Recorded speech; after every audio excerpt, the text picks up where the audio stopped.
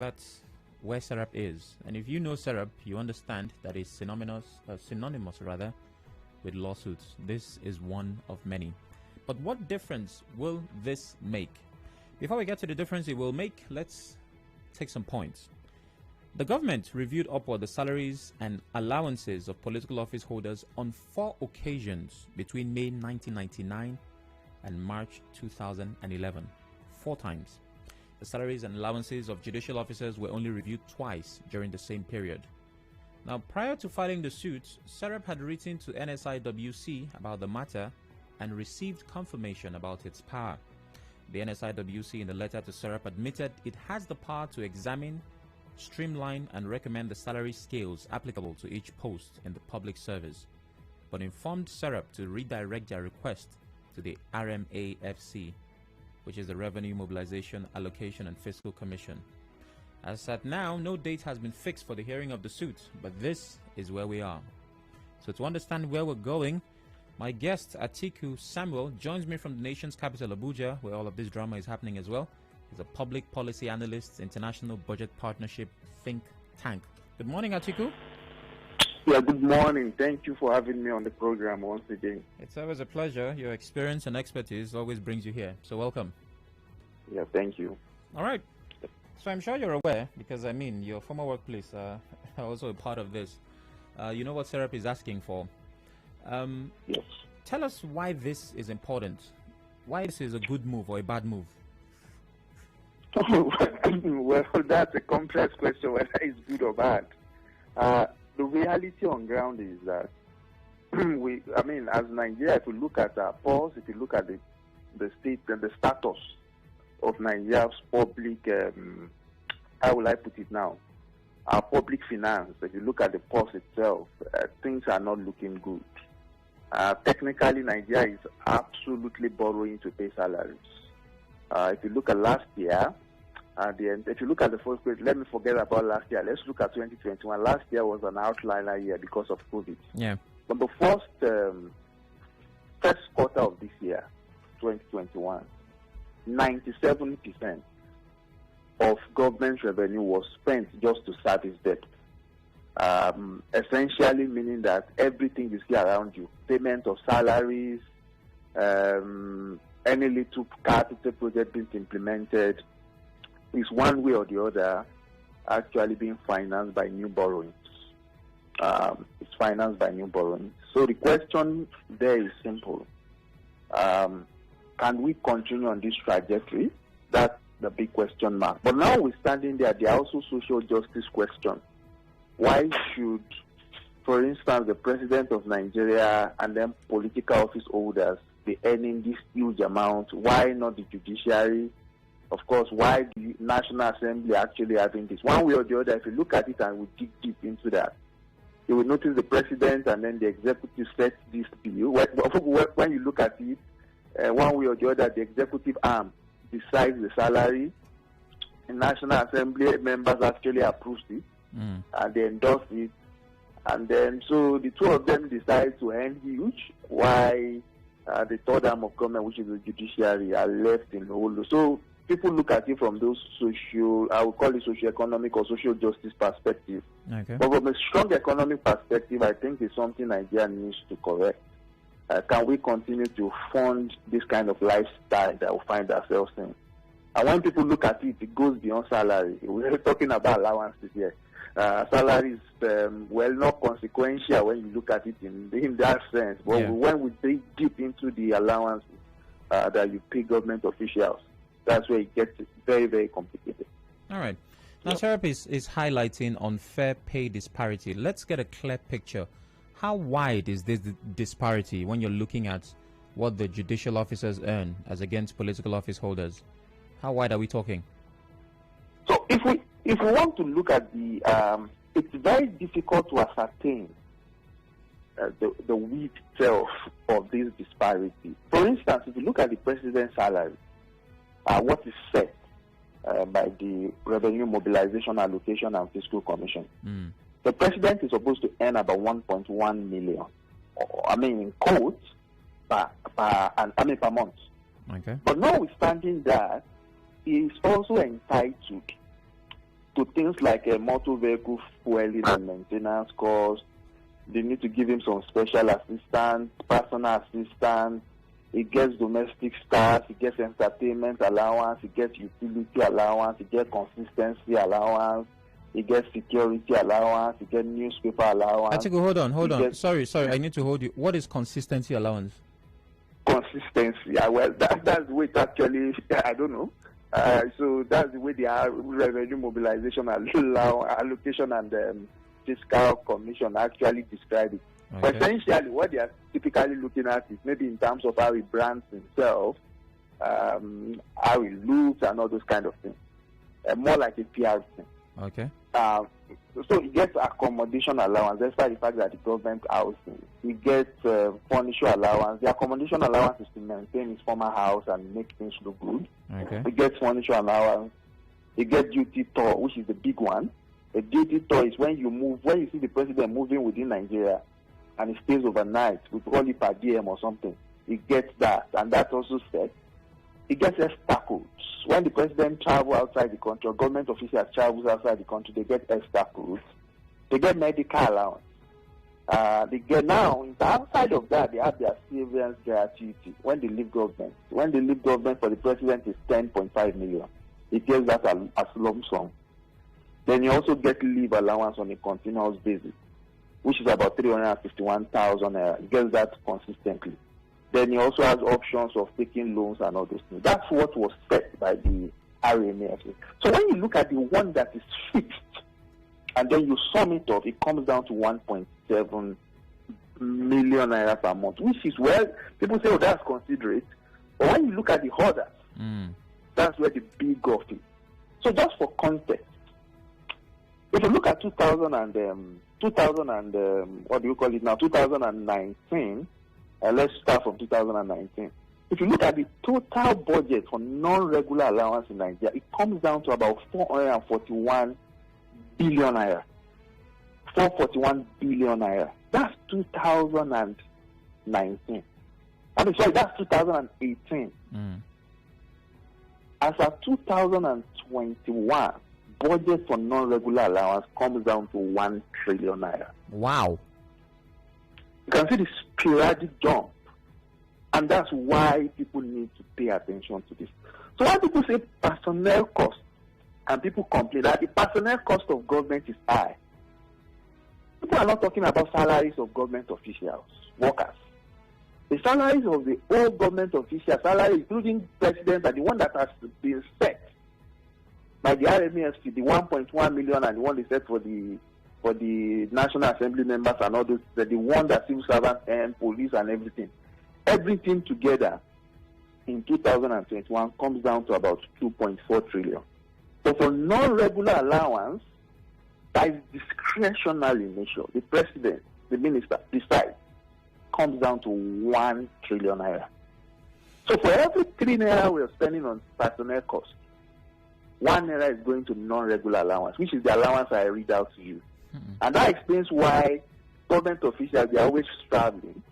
They travel abroad, they travel within Nigeria, because they have huge amount of money from them. That's essentially what government needs to cut down.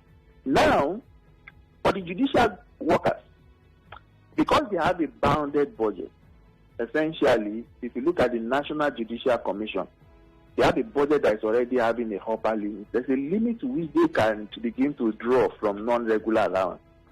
That shows that there's a huge disparity between what they earn and what government of, what you call it now, what the executive and the legislature actually draw from this. Yeah. Well, just hearing that, one would obviously come to whatever side they should belong to, whether or not they support the call by SERAP. But let's look at our president, the one we have now. You talked about medical allowance. He's one president that has had a lot of medical issues. He's had to travel a lot for that purpose. Where would the money for this, come from? So that's his medical allowance, right? Yeah. So when you see him actually travel abroad and actually cater for his health and all those things, and then the people that go with him also, because when the president is traveling, never assume that he's traveling alone. He's traveling with an entourage, he's traveling with a lot of people. All of them of course, will get their extra codes. They will get hardship allowance. They will get out of station allowance. There are security context there. So it's huge, and that's why it can't be quantified how much Nigeria spend anytime the president steps out of Nigeria, and not just the president also. The National Assembly member also get this money. Just for context, if you travel to the U.S. and then you say, oh, you want to give back in the U.S., the money can be as high as $40,000-$50,000 just to have natural bed. That means you're staying in the hospital for 3 days, and they will do the breakdown. So you can quantify if somebody's staying there for 1 week, and that money will be covered by, of course, it will be covered by the government. So we can't quantify it because, again, there are questions around transparency, accountability in that space. But again, that's a huge amount of money that people need to pay close attention to. All right. So let's look at the RMFAC. Are they an independent body? I know it's set up by an act. It has a chairman. Nigerians have asked questions as to whether INEC is independent and many other bodies. But this body that is responsible for checking all of this, are they independent of the executive arm of government? So yeah, so when you define independence, well, independence is questionable, especially within the Nigerian context. For instance, the Central Bank of Nigeria is supposed to be an independent entity, right? But they are not in practice. So theoretically, the Revenue Mobilization, Allocation and Fiscal Commission, it's a commission comprises of people that are appointed, they get approval. So essentially, you can't just remove them anyhow. That's what we define as independence within the political context. Essentially, what I'm saying is that it's a body that you can't just remove people there by fear. So the assumption is that because people cannot remove you by fear, a president cannot just come and say, oh, you get out of here, you go there. You need to go through the approval process. So that body is seen as independent. But in practice, people question even if the National Assembly itself is even independent, despite the fact that they get their money from first line charge. So on paper, the commission should be an independent body. But in practice, they don't seem to align because one way or the other, having engaged this body for years, complaining about some of those salient issues I just mentioned, and I can go deeper as we go along. They've shown clearly that they don't have. In fact, when they come out and then they start rolling out what they plan to do, their own perception, you think, yeah, they will make decisions on this thing. But because of the political, economic things, the political web that wind around them, those decisions are difficult for them to make. So I would say, yeah, on paper they are independent, but in practice they are not. Just like the National Assembly is not, just like the Central Bank of Nigeria is not, and other independent agencies of government are not. And for instance, a good example is Nigerian Broadcasting Corporation. Nigerian Broadcasting Corporation NBC should actually be independent, but the question is that are they independent? Atiku, off your mic, off your mic. It's important that you off your mic. Okay, so we have to take a break now. After that, you and I will be talking about what body is supposed to cover security votes. Don't go anywhere. It's still the Morning Crossfire, 92.3 Nigeria Info.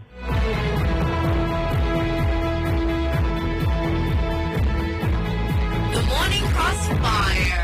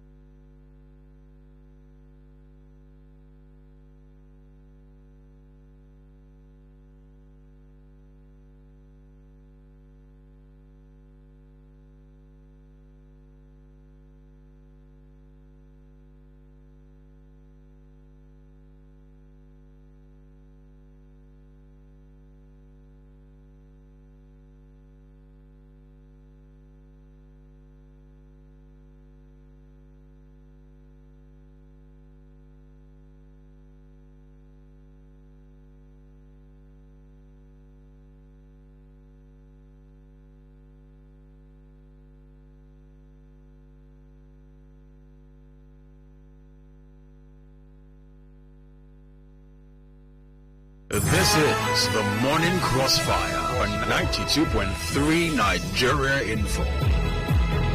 Welcome back. It still is Morning Crossfire 92.3 Nigeria Info. My name is Sam Oracle Chinedu. SERAP, Socioeconomic Rights and Accountability Project, has asked the Federal High Court in Abuja to review downward salaries and allowances of President Muhammadu Buhari, Vice President Yemi Osinbajo, 36 governors, and members of the National Assembly. Now, my guest, Atiku Samuel, who is a public policy analyst, international budget partnership, joins me once again from the nation's capital, Abuja. You're welcome once again, Atiku. Yeah, thank you. Thank you for actually bringing me on. All right, that was a pleasure. So let's look at security votes. It's something that has always been a part of the conversation, but is not captured by the Constitution. What body is supposed to capture security votes? Is it the RMFASC? Is it, what's the other one? The National Salaries, Incomes and Wages Commission. Where is security votes supposed to be captured? So it's complex when you look at security vote, because that's a big, how would I call it, a big description that's been given to, how would I call it, that they give to just for nomenclature. So what a governor is entitled to security allowance. He gets a security allowance which he draws from the state budget. Essentially, if you look at the state budget, clearly for some governors, they will tell you this amount is dedicated to his own security detail. That's different from the security vote. The security vote is is essentially an unspecified amount of money. I'll call it miscellaneous. That's not known. That's actually handed over on a monthly basis to the governor of a state to secure his state. And there was a year, I think, Transparency International gave a vivid explanation. Yeah. This money, number one, is called, I'll call it a camouflage. They did a report that they call it camouflage cash, if I remember then. And now, this money goes to on a monthly basis. Yeah. I know the one for the federal government. The one for the federal government is about 5 billion naira that goes to the president as to secure his to secure himself. That's about 5 billion. But aside from that, there's also another security vote of about 21 billion in 2021. That's outside the usual operation, Lafia, Dole, and all those things. That goes to the president to make decisions. They call it security votes operations. That's given. But for every state also, they get, I think the estimate, if I'm not, I can go specific and begin to about 300 million, 400 million, depending on the size of the state, 500 million on a monthly basis. Now, that is not state. That is a revenue. I mean, that's the revenue. That's an expenditure drawn from, how will I call it now, from the federation. So essentially, when they get that money, doesn't mean that because they are getting that money, the federal government giving them that money. No, the money that is being drawn from. Remember, the way Nigeria is structured is that we have a federation. The federation makes up the federal, the state, and the local government. So within that federation, there's a federation revenue. So the revenue that comes to Abuja, that they come to share every month, that they call FAC. That's a federation revenue. It's not the federal government's revenue. Remember, federal government does not have people. In quotes, the federal government, the people of the federal government, can be people that stay in FCT Abuja. They are the people of the federal government. The revenue that federal government is making, they collect it from the state. In Rivers State, for instance, they take oil revenue. Aside from the oil revenue, they also collect VAT from people when you trade. Yeah. They do a lot of things, so they collect tax. Even people that think they don't pay tax, you're paying tax one way or the other because so that money for all the whole federation, the people of Nigeria, they put it in a big pot, which we call the Consolidated Revenue Fund, and it is from that pot that a portion of it is deducted to secure the people, which they call the security vote. That's a huge portion. So. Yeah, it's huge. Yeah, it's huge. When you look at the state, I mean, small states like Bayelsa, they get close to 300 million, 400 million, 500 million per month. And then so you can think of how much Rivers State is getting, how much Lagos State is getting from the security vote. And not only them, not only the state government, the local government also. Yeah. they've been hiding, they also get from this money. So this money is supposed to be spent, number one, for intelligence, to support operations. Remember, most of the police stations around us, most of them can't even fuel their vehicles. Because again, if you go to the budget and you look at how much has been allocated for each police stations to actually do patrol, it's very ridiculous. So it's from this money that they are supposed to use to support, I would call it the architecture, the security architecture of a state. And that's, I don't want to go into the state police argument. That's where the whole context of the state police agreement comes from. Yeah, naturally, that will come up, because I also read that report by Transparency International. It states that the security vote has a bigger budget than what the police is supposed to get. Yes. And that's, so that puts, yes, that's, hello, yeah, hello? That's sad. I mean, it's money that is supposed to support, and it's bigger than the original budget for the security itself. Yes. So that's all that's the big question that we continue to see. I don't want to be, again, because all these things are, again, there are questions around transparency, accountability around how this fund, this slush fund, is being spent. So I don't want to be going directly, because again, most of the information we get on security votes are not a public domain. There are information that sometimes you have to use third party to actually draw this information. Yeah. It's one of the biggest kept secrets in Nigeria, how security vote is being spent. And peradventure, some governors, ex-governors have actually come out in public to say, oh, it's the security vote that they use for electioneering and all those kind of things. So it's not uncommon that as election is approaching, security vote goes up. When election is over, it comes down and all those kind of things. So again, there are I keep reiterating that there are big questions on transparency, accountability of how public funds are being spent in Nigeria. All right, Atiku. Now let's look at the likelihood of success, considering that all of this still has to go through the National Assembly.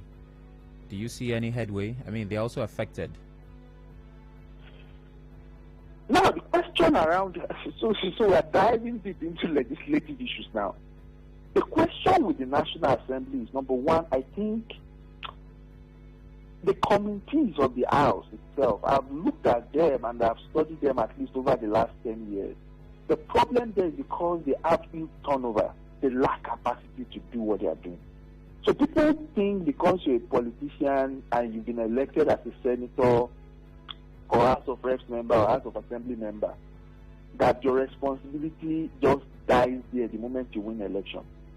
It's a big work. Legislative work is actually a big work. And that explains why some of these issues, I mean, the National Assembly is supposed to, the National Assembly and the State Assembly, so that I don't begin to attack only the National Assembly, they are supposed to provide oversight function, right? They are supposed to ensure that these funds that we're talking about are actually spent judiciously. Yeah. In essence, you're taking people's money. Just imagine, in Lagos, for instance, the person is driving Okada, is paying 1,000 naira. One way or the other, that 1,000 naira, if you look at it, at least a portion of that 1,000 naira is going into this big pot that I'm talking about. Somebody is supposed to stand watch to ensure that that little contribution that man has put into the national pot is used to his own advantage, is used to benefit, to actually make his life better. If you read the Declaration of Independence of America, they said government was instituted among men to secure three things: life, liberty, and pursuit of happiness. The question is that life is all about security. Liberty is about freedom, and then by extension, pursuit of happiness, ability for you to actually aspire in your country and achieve what you want to do. In Nigeria, it's similar. We drew our constitution, at least our constitution, from that fundamentals. And that explains why they say the fundamental essence of government in Nigeria is security of lives and property. Where am I going philosophical here? It's to actually take a step back. We need to take a step back and look at the role the National Assembly and the State Assemblies are playing. Now, how many times have you seen this committee, aside from doing budget passing? They want to pass budget, they gather together, and then they make some noise. And then after that goes off. Remember COVID. During COVID period, expenditure actually went under the bridge. The Auditor General of the national level went ahead and made another statement, submitted to the National Assembly, and they killed it there. essentially they are telling you that why would they kill the audit report? The audit report contains some damning information that may even affect them. And that's why they killed it. And we can look at issues at the NDGC also that came and ruled it all there. Of course, they shut it down. So the question is that the National Assembly itself and then those members that are supposed to pay oversight, ensure that resources are spent judiciously, they seem to have actually taken a step back. Maybe because they are complacent. Again, we don't have information to confirm that. But we can begin to read meaning to why they are doing what they are doing. All right, Atiku, my final question is usually the one that has to do with change. Let's imagine, and we would really have to be ambitious with imagination. Let's imagine that this is actually implemented. What level of change could it actually bring? Yes, I mean, going back to the question, if you can take out, I mentioned that in 2000 and now I'm going to allowance now, non-regular allowance. If you look at non-regular allowance in 2019, the total amount was 441 billion. 441 billion. That was what was budgeted. By the end of the year, I think the actual spending on non-regular allowance actually was roughly about 200. I mean, about 160. Okay, let me convert. Yeah, 152. Yeah, they spent 152 billion. That was an election year. The security situation was heightened. Of course, they had other issues to actually pass it up. Now we are budgeting 1 trillion. As our first quarter of this year, we've outspent what we spent in 2019. 2021, we've outspent it. That's the first quarter of this year. Now, if we can slash back this non-regular allowance back to 2020, and now 2019 standard is not the standard. If I decide to go to 2015 standard, I don't want to begin to compare political, this one, no. Yeah. The reason why I'm not doing that is because context differ, context change. Yeah, so I don't want to say, doing Jonathan's time, doing this one. I don't want to go into that space. If we can take it back to 2019's level, we will free the budget. I mean, we're doing 1 trillion, at least 500 billion. Remember, the Lagos-Ibadan railway line cost the federal government about 160 billion or thereabouts. So if you are saving 500 billion and you're spending it on an infrastructure project, you can imagine the implication on the economy. Yeah.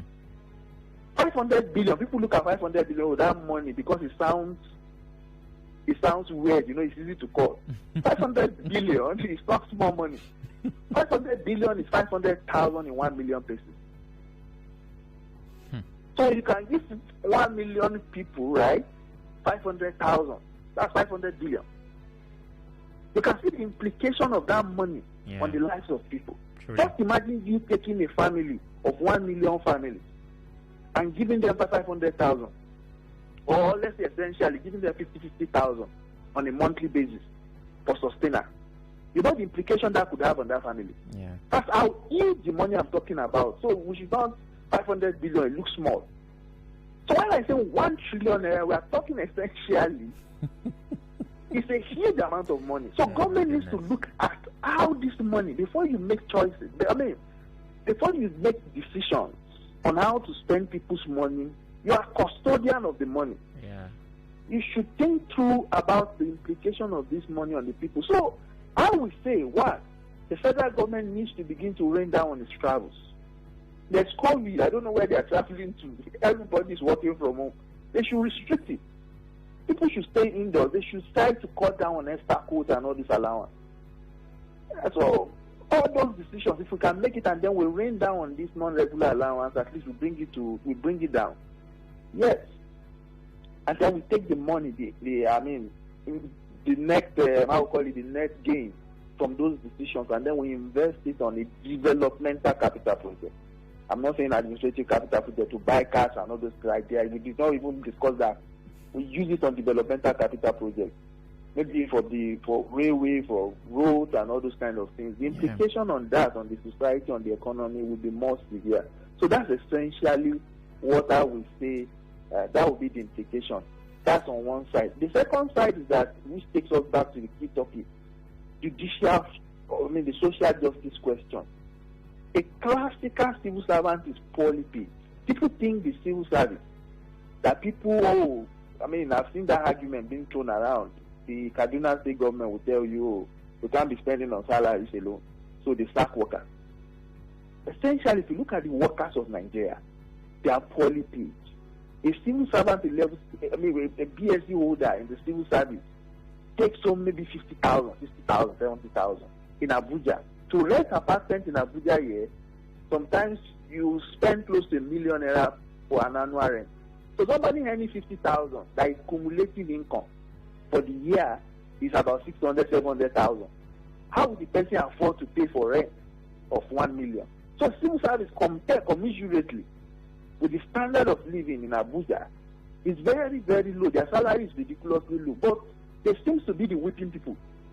Anytime people personnel cost is up, civil service, they are the ones actually taking up the money. That's really not true. The big issue is with the non-regular allowance, which is controlled by politicians. Now, if you're a civil servant and then you are close to your minister, you are close to, how will I call it now, you're close to the minister, you're close to the politicians actually running, of course you still benefit.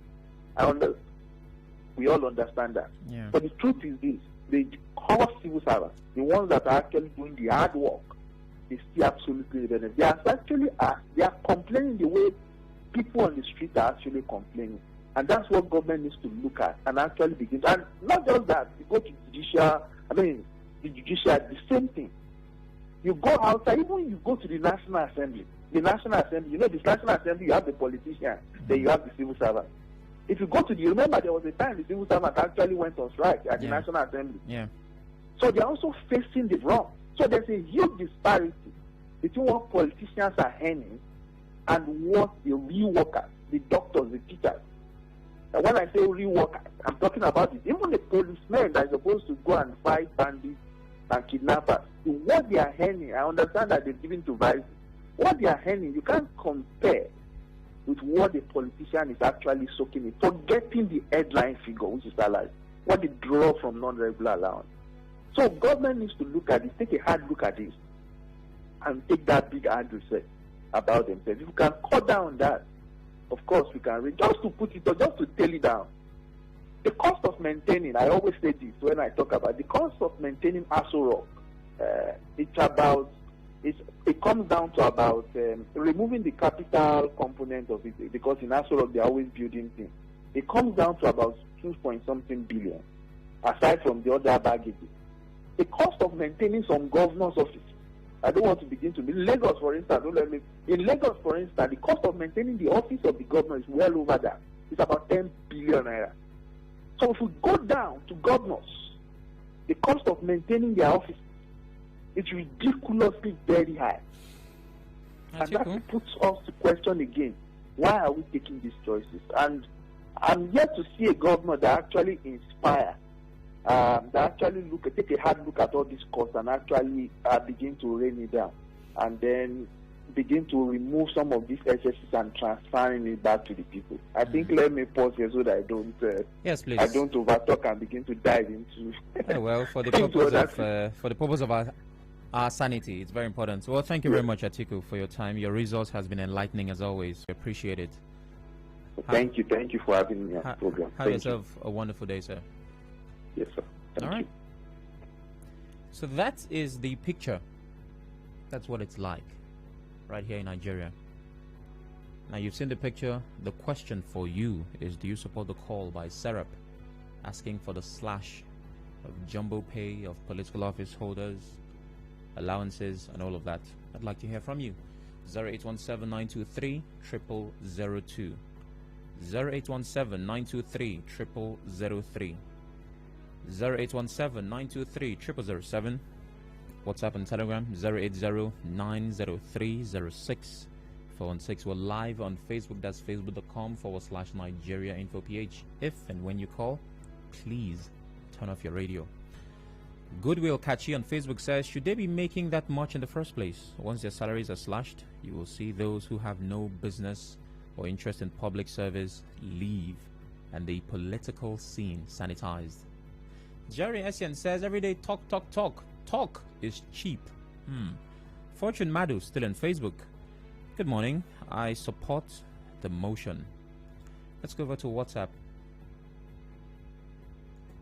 Slashing the salary of the president, vice president, and NASS members and increasing judiciary wage is what gives me deep concern. For goodness sake, there are poor Nigerians that need to be employed. Some you must have heard about the amount earned by political office holders, and if this amount is divided into two, it can employ many Nigerians and lives will be changed. I think the agitation should be focused on employing jobless Nigerians and increasing judiciary wages. Stanley, well, it's about investment, really. You slash it and the money has to go to some form of investment. Richard is calling from Rumibo. Good morning, Richard. Good morning, Mr. Sam. Good morning. I must tell you that with a heavy heart, I'm calling you this morning after having heard what I just heard just now. Mr. Sam, we are in big trouble in this country. Wow. I mean, I want to thank your guest, my own self. Man, that guy just revealed. I think he's really a professional in what he does, and he's really good at it. He is. He just revealed, he just naked our public office holders in front of us, all our governing bodies in this nation. Well, my only input to this thing is that I think now Nigerians know the fact. Yes, everything to us. We have put this checkbook to us, so we should decide how we want to do. I want to ask this SERAP if they are taking other people to join them, because I want to join in any protest they want to take or whatever they want to do. I have voice to it, because we need to get this nation working well.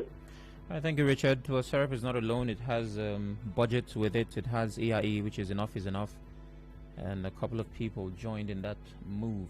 David from Yenagoa. Good morning, David. Yes, my name is David West. Go ahead. Yeah, at first, I was looking at the competency of the suit filed by SERAP. And since it is a suit and order for mandamus, the suit, I think, is having that competency. Now, having said that, for me, like you made mention in the morning, the issue is not classing the salaries of the president, the governors, and what have you, the senators. That is not where they even make the money from. Is this unverified allowances here and there? The security vote, the jumbo, 13.5 million allowances they collect every month. These are the areas we should be looking at. For me, we should slash, and not even slash, we should begin to reconsider how to remove some of these items, so that the unnecessary allowances too, they will not be benefiting from it to still impoverish us. All right.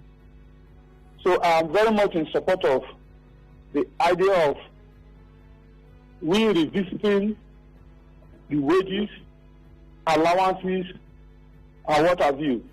Thank you, David. Temple calls from my one. Good morning, Temple.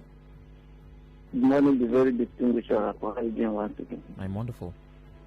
The very distinguished Oracle, if we must be honest with ourselves, I don't think this is my first time of hearing this thing. Your station, as far as your station is concerned, have been giving us updates year to year, month to month, concerning all these jumbo pay. But if we must tell ourselves the truth, even though you slash your salary for 1,000 naira in a month, a situation in which all of us, some of us have viewed, and we let, for instance, you know how much that can give you a standard two-bedroom flat. Let's say maybe probably 5 million can give you a standard two-bedroom flat. But in the government will come and award two-bedroom flat for 300 million, 500 million. When we know how much that can give us a standard two-bedroom flat. Then when we talk about slashing salaries again, have you restrict them on the accessibility as far as their state covers and money enough for the state is concerned? Because if you reduce their salary, that proper segmentation is not there on what they do with the money and how the money in the account of the state or the federal is being managed. Sometimes they will make it from there because it is trash. And there's other source in which they can make up the money, which is this awarding of contracts. So for me, if they can start from there, in making sure that if the activities as far as the state covers is being restricted, there should be some level of restriction, not that full autonomy. It should be reduced. It's not all these salaries. We all know that the governors don't earn much. But at the end of their tenure in office, they become millionaires. Some of them even lend the money to the state. So you begin to ask yourself, how did they make the money? All right, Temple, I must move on now, but you and I know that we must start somewhere. The question is if you support the call by SERAP or Kebzi. Charles says, caps lock, yes. They're bloodsuckers sucking our finances. Pastor V says, support or no support, it won't count, no matter how we say it. Or saying something does make a difference. And Aaron Ihesiaba, Nigeria would not be crying no funds if some of these officials had comfortable salaries. In fact, the huge salaries paid to these men are the reason for their corrupt and inhumane mindset. Well, fast running out of time, I have a couple of comments that I must take on WhatsApp. I commend SERAP for doing what the ordinary Tex and Sam should always go the extra mile to do in demanding accountability from government, vocally and legally. Please ask your guests, do you think if elected and appointed political office holders were incorporated in civil service salary scale to create public service? Oh my goodness, Tex, I wish I'd seen this while I still had him on. But thanks for sending it. Informative talk from your guest. We would like to hear more from him again. Godwin from Eleme. Please, I don't like the use of the phrase, it's difficult to know the real amount of the allowance. Please, somebody paid the money for the allowance. If the necessary body wants to get the exact amount, they can. It's just that we are not transparent and accountable. Dennis from Omoko. Well, a lot of it is shrouded in secrecy, so you have to go the extra mile, as some would say, to get the figure. What Mr. Atiku said is not the entire picture. The picture is worse than that. And that's the fear. Well, thanks for being a part of the show. This is where it ends. Connect with us at Nigeria Info PH on all platforms, with more at Sparkling Oracle on all platforms. Jude joins you at 10 for Hello Port Hackett. You don't want to miss that. Have a beautiful day.